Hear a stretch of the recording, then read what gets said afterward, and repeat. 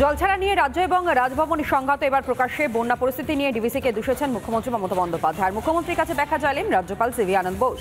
ব্যাখ্যাচ্ছে রাজ্যকে চিঠি রাজ্যপালের, ডিভিসির আওতায় পড়ে না বাঁকুড়া, বীরভূম, পশ্চিম মেদিনীপুরের বন্যা পরিস্থিতি। কংসাবতী থেকে জল ছাড়ায় রাজ্যকে তোপ রাজ্যপাল সিভি আনন্দ বোসের। বন্যা কবলিত এলাকা পরিদর্শনে গিয়েছিলেন মুখ্যমন্ত্রী মমতা বন্দ্যোপাধ্যায় এবং সেখানে গিয়ে ডিভিসির দিকেই সম্পূর্ণভাবে দায় ঝেড়েছিলেন তিনি।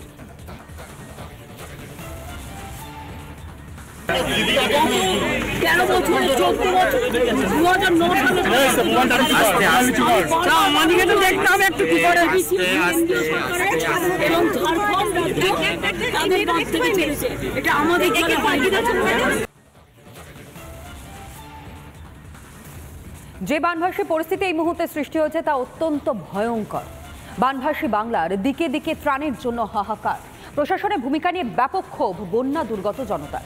আর এদিকে মেলা नीरा सफेद तुरंत खुले, भरपूर झाग दे और इसकी स्मार्ट साइंस दे स्मार्ट केयर और फ्रेशनेस। मेरी चॉइस मेरा सफेद। একেবারে পুজোর মুখে প্রাকৃতিক দুর্যোগ। যে প্রাকৃতিক দুর্যোগের কারণে দক্ষিণবঙ্গের একাধিক জেলা এই মুহূর্তে জলের তলায়। বৃহস্পতিবার ডিভিসির সঙ্গে সম্পর্ক এদিকে ছিন্ন করবার হুঁশিয়ারি দিয়েছিলেন মুখ্যমন্ত্রী মমতা বন্দ্যোপাধ্যায় বন্যা কবলিত এলাকা পরিদর্শনের পর।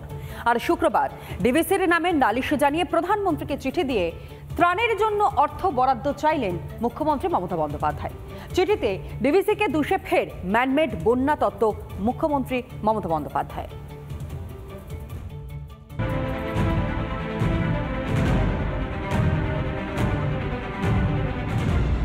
বিরোধী নেত্রী থাকাকালীন তৎকালীন বামফ্রন্ট সরকারের বিরুদ্ধে প্রায়ই ম্যানমেড বন্যার অভিযোগ তুলতেন মমতা বন্দ্যোপাধ্যায়। শাসক মমতা বন্দ্যোপাধ্যায়ের মুখে ফের ম্যানমেড বন্যার অভিযোগ।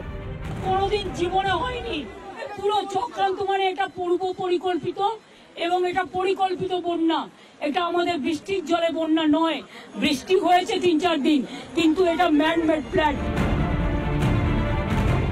প্রতি বছরই এই সময় জল ছাড়ে ডিভিসি, আর প্রতি বছরের মতো এবারও ডিভিসিকে গালমন্দ করলেন মুখ্যমন্ত্রী। ডিভিসি ছেড়েছে সবচেয়ে বেশি, পুরো হিসেব ওরা আমাদের বলছে না। আমি তো ডিভিসির সাথে সব সম্পর্ক পশ্চিমবাংলার কাট আপ করবই। শুক্রবারই ডিভিসির বিরুদ্ধে প্রধানমন্ত্রীকে 4 পাতার চিঠি দিলেন মুখ্যমন্ত্রী। চিঠিতে মমতা বন্দ্যোপাধ্যায় লেখেন, অনিয়ন্ত্রিত একতরফা এবং অভূতপূর্ব জল ছাড়ার ফলে রাজ্যে দুর্ভোগ। অতীতে এই পরিমাণ জল ডিভিসি থেকে ছাড়া হয়নি। 2009-এর পর দামোদর নিম্ন অববাহিকা এবং সংলগ্ন অঞ্চল সবচেয়ে বড় বন্যার মুখোমুখি। এর ফলে রাজ্যের 50 লক্ষ মানুষ বন্যা দুর্গত। ডিভিসির চেয়ারম্যানকে 16 সেপ্টেম্বর ফোন করে অবস্থা সম্পর্কে জানানো হয়। তারপরেও 17 সেপ্টেম্বর ভোরে 2.5 লক্ষ কিউসেক জল ছাড়া হয়। মুখ্যমন্ত্রীর মতে বছর বছর ইচ্ছে করে বাংলাকে ডোবায় ডিভিসি। ফি বছর ডিভিসির জল ছাড়া নিয়ে রাজ্য কিছুই জানতে পারে না। এটা কি আদৌ বিশ্বাসযোগ্য? 1 ইউনিট বিদ্যুৎ নতুন করে জেনারেশন করতে পারেননি, ডিভিসির উপর নির্ভর করেন, আবার ডিভিসিকে সঙ্গে সম্পর্ক কাট আপ করবেন বলেছেন। আমি আপনাকে চ্যালেঞ্জ করছি, আপনি যদি মুখ্যমন্ত্রী হয়ে বলে থাকেন আজকে বিকেলের মধ্যে ডিভিসির সঙ্গে সম্পর্ক ছিন্ন করুন, রাজ্যের 8টা জেলা অন্ধকারে ডুববে। প্রতি বছর বন্যা আসে, বন্যা যায়, সেই বানের জলে বাড়তে থাকে রাজনীতির ঢেউ, আর দোষারোপের রাজনীতিতে ঢাকা পড়ে যায় হাহাকার। রিপাবলিক বাংলা। আর এদিকে মেলা খেলার খরচে কার্পণ্য নেই, অথচ মানুষের দুঃসময় পাশে দাঁড়াতে কেন ব্যর্থ মামাটি মানুষের সরকার?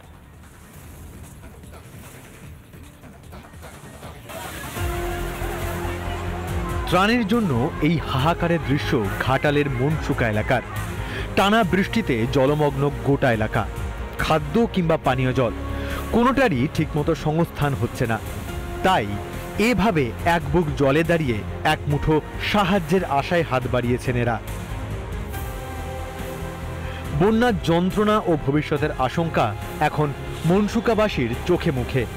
সমস্যা জল ফল কিছু নেই, আলো নেই, কোথাও কিছু নেই, খাবার জন্য নেই, সাপ খোপের পারেছে অন্ধকার, কি খাবো, খুব সমস্যা। শুধু মনসুকাই নয়, দামোদর নদীর জল ঢুকে বানভাসী ঘাটাল থেকে পাঁশকুড়া, পুরসুরা থেকে উদয়নারায়ণপুর। মুখ্যমন্ত্রী বিভিন্ন এলাকায় গিয়েছেন বটে, কিন্তু দুর্গত মানুষদেরকে স্বস্তি পৌঁছে দিতে পেরেছেন কি? মুখ্যমন্ত্রী আসার পরের দিনই ত্রাণের দাবিতে পথ অবরোধ করলেন পাঁশকুড়ার পশ্চিম ন্যাকড়ার বাসিন্দারা। খাবার কিংবা পানীয় জল সরকার কোনো ব্যবস্থাই করেনি বলে অভিযোগ স্থানীয় বাসিন্দাদের।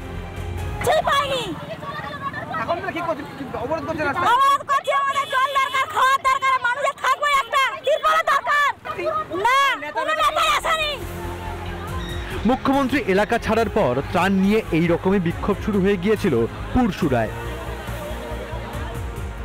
এদিন পাঁশকুড়ার বেশ কয়েকটি বানভাসী এলাকা পরিদর্শন করেন বিরোধী দলনেতা শুভেন্দু অধিকারী। বন্যা কবলিত এলাকায় জলের পাউচও বিলি করেন তিনি। শুভেন্দুকে কাছে পেয়ে কান্নায় ভেঙে পড়ে সর্বহারারা। কিন্তু সরকারের যে কাজ, সে কাজ সরকার করছে না। আসার আগে পুলিশ এখানে এসে এইসব জিনিস করছে, কারণ কাজ নয়, কাজটা বিডিওর কাজ এবং মিউনিসিপ্যালিটির। মুখ্যমন্ত্রী মেলা খেলা উৎসবে খোলামকুচির মতো দুহাতে টাকা খরচ করছে রাজ্য সরকার, অথচ দুর্গাপুজোর মুখে বন্যা বিধ্বস্ত মানুষগুলোকে কেন ঠিকমতো সাহায্য পৌঁছে দিতে পারছে না প্রশাসন? ভোট সর্বস্ব রাজনীতিতে কি মানবিকতাও ভুলতে বসেছে শাসক? রিপাবলিক বাংলা। থ্রেড কালচারের অভিযোগও সামনে এসেছিল এবং সেই থ্রেড কালচারের বিরুদ্ধেই গড়া তদন্ত কমিটি ঘিরে বিতর্ক। মুর্শিদাবাদ মেডিকেল কলেজে বিতর্ক। অভিযোগ, তদন্ত কমিটিতে থাকা সদস্যদের একাংশের সঙ্গে যোগ থ্রেড সিন্ডিকেটেরই। অভিযোগ, সদস্যদের একাংশের সঙ্গে যোগাযোগ থাকতে পারে থ্রেড সিন্ডিকেটের, এমনকি তদন্ত নিরপেক্ষ না হওয়ার আশঙ্কা চিকিৎসকদের একাংশ তারা করছেন।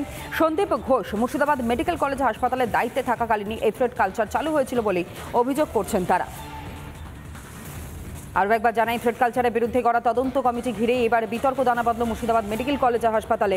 অভিযোগ, তদন্ত কমিটিতে থাকা সদস্যদের একাংশের সঙ্গে যোগ রয়েছে এই থ্রেড সিন্ডিকেটে, এবং যার হাত ধরে এই থ্রেড সিন্ডিকেট চালু হয় এই হাসপাতালে সে হচ্ছে সন্দীপ ঘোষ। যখন মুর্শিদাবাদ মেডিকেল কলেজ হাসপাতালে দায়িত্বে তিনি ছিলেন, সেই সময় থ্রেড সিন্ডিকেট চালু হয়েছিল বলেই অভিযোগ।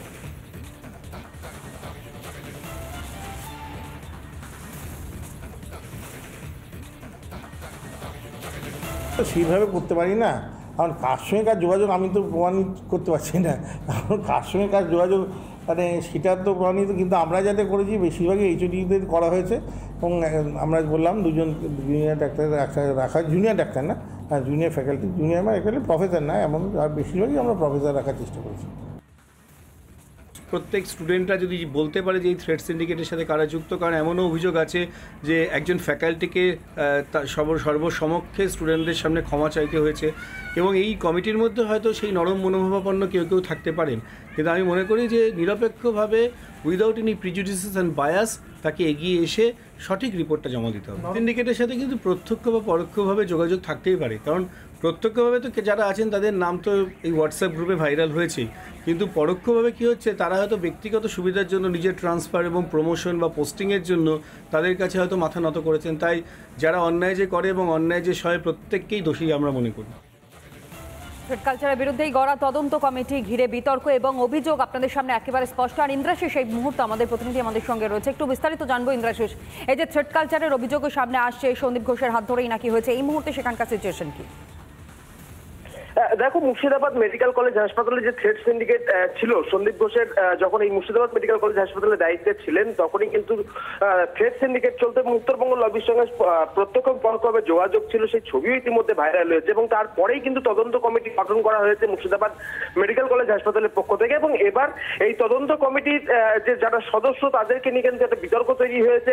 আইএম এর যুগ্ম সম্পাদক রঞ্জন ভট্টাচার্য তিনি যেটা অভিযোগ করছেন যে এই তদন্ত কমিটিতে যে সমস্ত সদস্যরা রয়েছে তাদের একাংশের সঙ্গে কিন্তু থ্রেড সিন্ডিকেটেরই প্রত্যক্ষভাবে যোগাযোগ রয়েছে, এবং এই থ্রেড সিন্ডিকেটের সঙ্গে যাদের যোগাযোগ রয়েছে তাদেরকে নিয়ে যে তদন্ত কমিটি গঠন করা হলো, তারপরে এই যে হুমকি কালচার মুর্শিদাবাদ মেডিকেল কলেজ হাসপাতালে, সেটা তদন্ত প্রক্রিয়া আদৌ কি নিরপেক্ষভাবে হবে কিনা সেটা নিয়ে কিন্তু বিস্তর প্রশ্ন উঠতে শুরু করেছে। তবে মুর্শিদাবাদ মেডিকেল কলেজ হাসপাতালের অধ্যক্ষ তিনি যেটা জানিয়েছেন যে এটা কাজ শুরু করলে, অর্থাৎ তদন্ত কমিটি যখন কাজ শুরু করবে এবং তারা যখন রিপোর্ট দেবে তখনই কিন্তু এটা নিরপেক্ষতা কতটা রয়েছে সে বিষয়টি কিন্তু স্পষ্ট হবে, এবং তারপরে কিন্তু ব্যবস্থা নেওয়া হবে, এমনটা কিন্তু মুর্শিদাবাদ মেডিকেল কলেজ হাসপাতালের অধ্যক্ষ তিনি স্পষ্টতা জানিয়েছেন। স্বাভাবিকভাবে হুমকি কালচারের বিরুদ্ধে করায় তদন্ত কমিটির সদস্যদেরকে নিয়ে এবং এই তালিকা যে তদন্ত কমিটি গঠন করা হয়েছে সেটা নিয়ে কিন্তু একটা নতুন করে বিতর্ক তৈরি হয়েছে। তনয়া, ধন্যবাদ ইন্দ্রাশিস।